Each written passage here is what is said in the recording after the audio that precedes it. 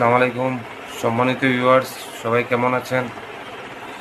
জানি না আপনার একটা বিষয় অবগত আছেন কি না। আমাদের যে আধার কার্ডগুলো, এগুলোকে এখন বর্তমানে পিভিসি কার্ড বানাতে হয়। আর পিভিসি কার্ড যদি না বানাই আমরা, পাসপোর্টের ক্ষেত্রে আমাদের প্রবলেম হতে পারে। কেননা পাসপোর্ট অফিসে এখন বর্তমানে পিভিসি কার্ডটা না থাকলে এন্ট্রি দেয় না।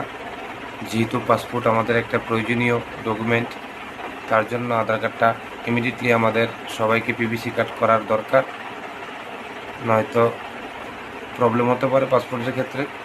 পিভিসি কার্ডটা বানানোর জন্য আপনাদের পোস্ট অফিসে যোগাযোগ করুন। পোস্ট অফিস থেকে পিভিসি কার্ডটা বানাতে পারবেন। হয়তো বাইরে যাওয়ার জন্য আমাদের যে আইডেন্টি প্রুফ হিসাবে একটা পাসপোর্ট দেওয়া হয়, পাসপোর্টটা এই যদি আমরা না পাই পিভিসি কার্ডের জন্য, তত খুব প্রবলেম। আর অ্যাকচুয়ালি পিভিসি কার্ডটা জমা দেওয়ার পরে মিনিমাম 15-16 দিন লাগে পোস্ট অফিসে বাড়িতে আসতে। আর পোস্ট অফিসে যদি বাড়িতে আসে ওই কার্ডটাই দরকার লাগবে না, এর থেকে বার করলে ওই কার্ডটা হবে না, কাজ হবে না। পোস্ট অফিসে যেই কার্ডটা ডাইরেক্ট বাড়িতে আসবে ওই কার্ডটাই দরকার লাগবে পাসপোর্ট ক্ষেত্রে। তার জন্য এটা সবাই তাড়াতাড়ি করে নিন। আসসালামু আলাইকুম।